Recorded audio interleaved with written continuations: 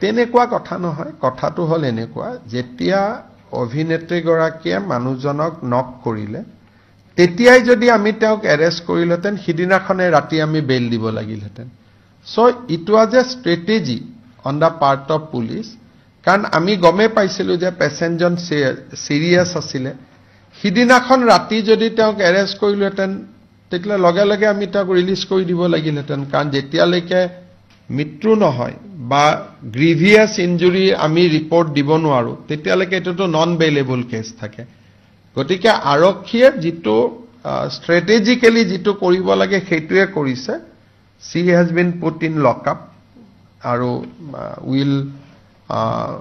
file search sheet against her and it will be a case for culpable homicide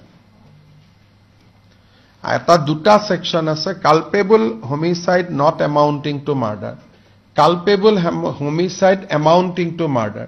প্ৰথম দিনা যদি তেওঁক আমি গ্ৰেপ্তাৰ কৰিলেতেন কেছটো হলতেন culpable homicide not amounting to murder বেল হৈ গলতেন হেকাৰণে কেতিয়াবা পুলিশে